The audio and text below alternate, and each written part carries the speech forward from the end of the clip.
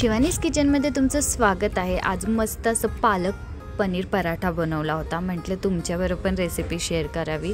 आज मस्त पावसाचं वातावरण आहे, गरम गरम पराठा बनवा आणि घरच्यांना सुद्धा खायला द्या। इतका टेस्टी लागत होता। तुमच्या मुलांना खूप आवडेल हा पराठा आणि तुम्ही लंच बॉक्समध्ये पण हा पराठा देऊ शकता मुलांना।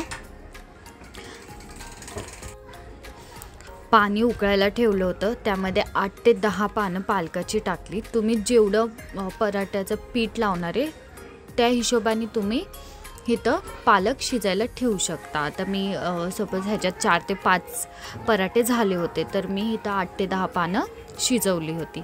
तुम्हाला जर जास्त करायची असेल तर तुम्ही जास्तही पानं शिजवू शकता। शिजवायची म्हणजे आपल्याला पूर्ण भाजी शिजवायची नाही, 5 ते 10 मिनिटच मी उकळत्या पाण्यामध्ये पालक टाकली होती।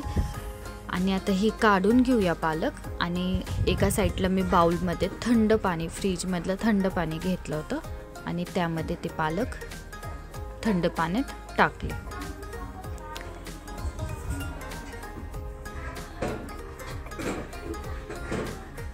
लगेच थंड पाण्यामध्ये आपल्याला ती टाकायची आहे। पुन्हा 5 ते 10 मिनिटं आता थंड पाण्यामध्ये मी पालक ठेवते। पालक थंड पाण्यामध्ये ठेवायचं एकच कारण असतं की आपण जेव्हा पालकची प्युरी करणार आणि ती आपण पिठामध्ये मळणार तेव्हा रंग छान येतो। आता एका मिक्सरच्या भांड्यामध्ये शिजवलेले पालकचे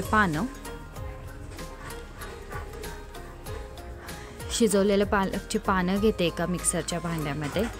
चवीनुसार म्हणजे पिठात तुम्हाला जेवढी टेस्टनुसार मिरची पाहिजे, म्हणजे कमी तिखट तेवढी तुम्ही मिरची ॲड करू शकता। हिरव्या मिरचीचा वापर केला आहे मी इथं।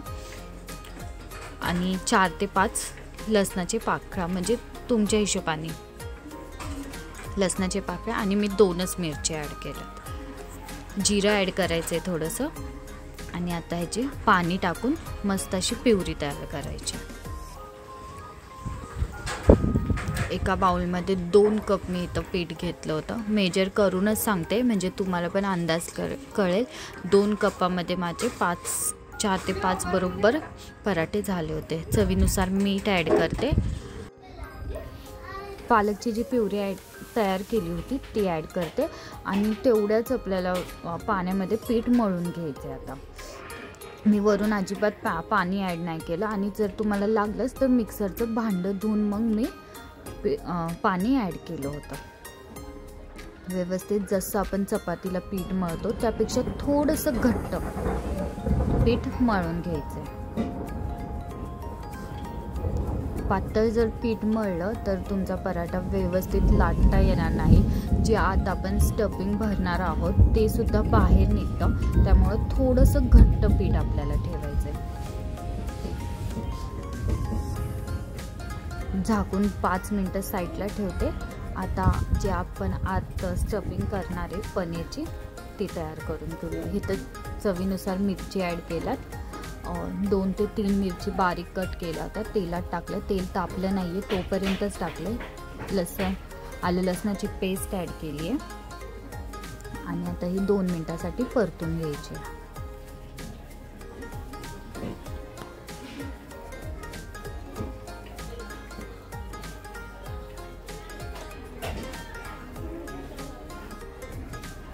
एक मोठा कांदा बारीक चिरला होता तो ॲड करते। तो पण व्यवस्थित गोल्डन ब्राउन करून घ्यायचा आहे आपल्याला।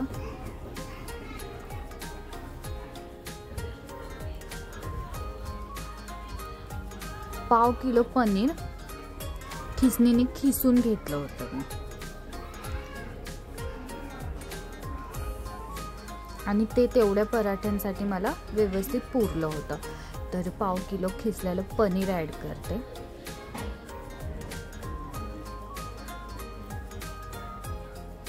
ते 2.5 वाटी भरली होती। चिली फ्लेक्स ॲड करते आणि हळद सुद्धा थोडीशी ॲड करते। पण हळद टाकताना व्हिडिओ बहुतेक कदाचित स्टॉप झाला होता, म्हणून ते हळद टाकताना व्हिडिओ दिसलं नाही। पण मी सांगते की थोडीशी हळद ॲड करा। नाही केली तरी चालेल, पण मी थोडंसं रंगापुरते ॲड केली होती। मीठ ॲड करते चवीनुसार. मीठ अजिबात पनीरला खपत नाही, म्हणून थोडंसं कमी आपल्याला मीठ वापरायचं आहे चवीनुसार. तुम्हाला जर कमी वाटलं तर तुम्ही पुन्हा ॲड करू शकता, पण जास्त मीठ वापरू नका. मिक्स करते व्यवस्थित आणि वरून अशी हिरवी मस्त अशी धुवून कोथिंबीर ॲड करते.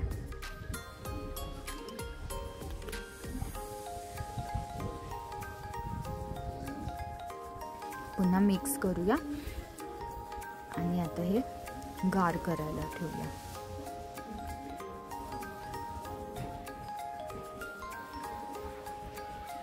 चपातीला जेवढा गोळा घेतो तेवढा गोळा तोडून घेतला. त्याची छोटी अशी फुलका साईजची चपाती लाटून घेऊया.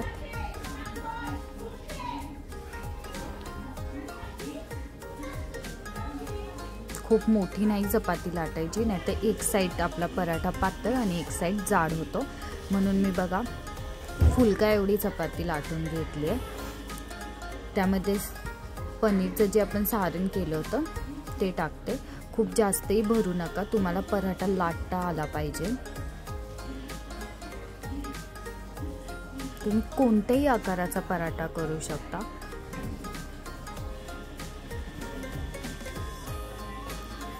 आणि मी ज्या पद्धतीने करते त्या पद्धतीने करू शकता. खूप सोपं आहे. आता अलगद आपल्याला हा पराठा लाटून घ्यायचा. पराठा लाटताना खूप जोर नाही द्यायचा पराठ्याला, नाही तर आत जे पण आपण स्टफिंग भरलं ते बाहेर येऊ शकतं. म्हणून खूप हळू मी हा पराठा लाटून घेतला होता.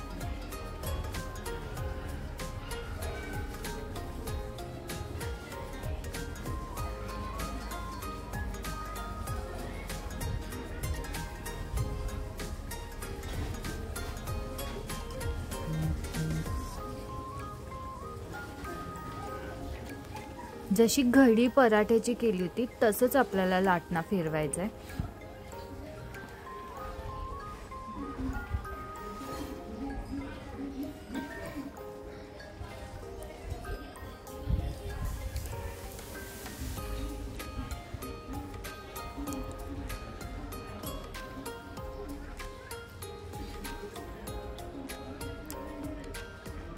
पीठी थोडीशी जास्तच लागली होती पराठ्याला, पण इट्स ओके. आपलं पराठा फुटलाही नाही पाहिजे.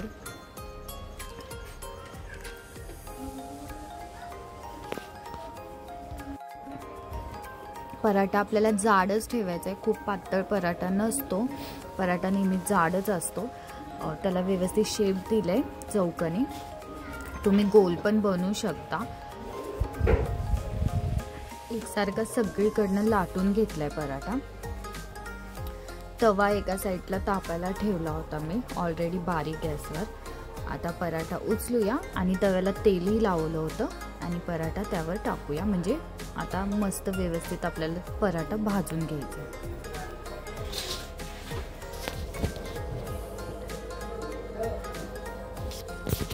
आता आलटी पलटी करून आपल्याला तेल लावून व्यवस्थित पराठा भाजून घ्यायचा आहे.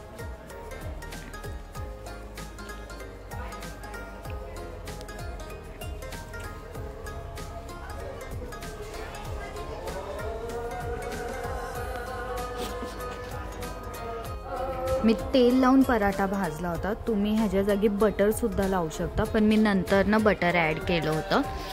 आणि बटर लावल्यावर तो खूपच टेस्टी लागतो पराठा.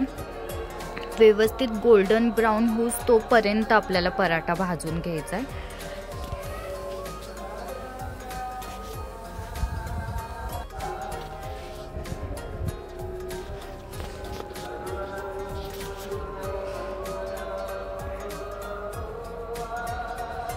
मस्त रंग दिसतोय ना पराठ्याचा.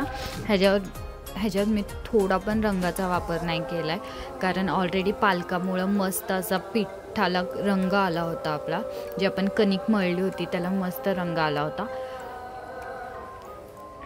तर रंगाचं तर ऑप्शनच येत नाही, म्हणजे मी रंग तर अजिबात वापरला नाही. तुम्ही बघू शकता व्हिडिओमध्ये. आणि अशाच नवीन नवीन व्हिडिओसाठी माझ्या चॅनलला सबस्क्राईब नसेल केलं तर प्लीज माझ्या चॅनलला सबस्क्राईब करा. व्हिडिओ आवडला तर लाईक करा आणि शेअर पण करा. पराठा मस्त दोन्ही साईडनी भाजून घेतला आहे. बघू शकता रंग पण किती छान आला आहे, गोल्डन ब्राऊन. आता एका प्लेटमध्ये आपण पराठा सर्व करूया. एक प्लेट घेतली, त्यामध्ये केचप टाकलं आहे. केचपला डिझाईन यावी म्हणून चमच्यानी जस्ट केचपवर असं मारलं होतं चमचा फटकेने, म्हणजे तो सगळीकडे असं उडाला केचप.